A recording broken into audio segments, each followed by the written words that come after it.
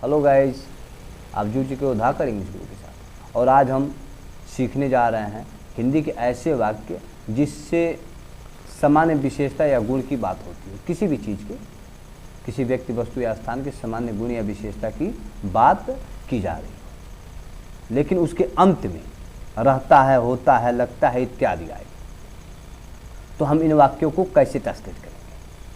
सीधी सीधी बात है, एक बात जान लीजिए। जब भी हिंदी वाक्य के अंत में रहता है, होता है, लगता है इत्यादि आए, लेकिन उसमें जो कर्ता हो उसके सामान्य गुण या विशेषता की बात हो। किसकी बात हो? सामान्य गुण या विशेषता की बात हो। जैसे कौवा क्या कर रहा है?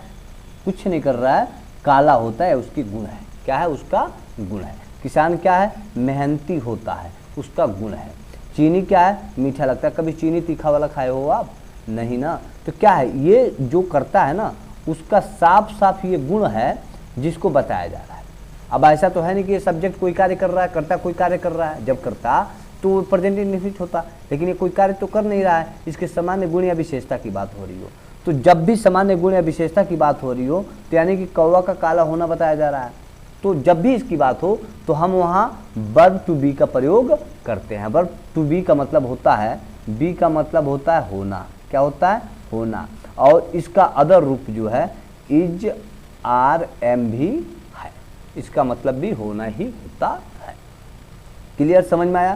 तो जब भी इस तरह के सेंटेंसेस को हम ट्रांसलेट करेंगे इंग्लिश में, तो सबसे पहले इस बात को ध्यान में रखना है कि ये सेंटेंस क्या बात कर रहा है, किसकी बात कर रहा है। तो कौवा कोई एक्शन तो कर नहीं रहा है, इसकी बात हो रही है, विशेषता की बात हो रही है, सामान्य विशेषता की बात हो रही है। तो इस जगह हम इजारेम का प्रयोग करेंगे। लगता है क्या इंग्लिश सिम्स नहीं लिखेंगे, होता है क्या इंग्लिश बी नहीं लिखेंगे। समझ में आया ना? इस तरह सेंटेंस क्या हो जाएगा? गलत हो जाएगा। तो इसको ट्रांसलेट करने के लिए हम सीधे इजारेम का प्रयोग करते हैं।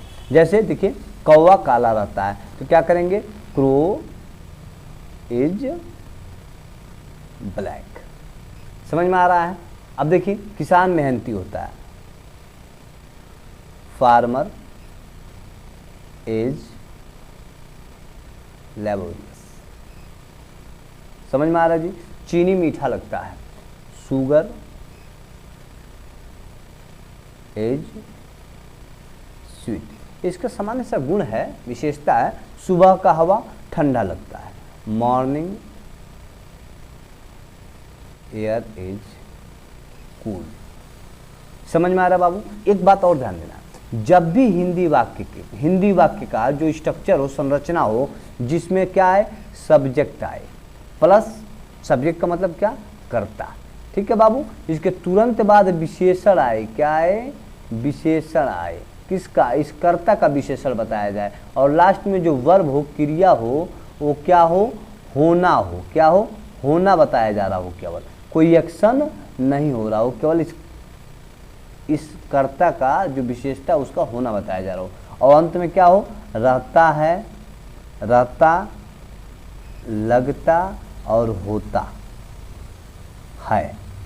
अगर हो तो ऐसे वाक्य का ट्रांसलेट हम इजारेम के द्वारा करते हैं। रहता है, लगता है, होता है का इंग्लिश हम केवल इज लिखेंगे। समझ में आ गया बाबू? आशा करता हूं कि आपको समझ में आया हो। फिर हम मिलते हैं अगले वीडियो में। तब तक अपना ध्यान रखिए, मस्त रहिए, व्यस्त रहिए। धन्यवाद।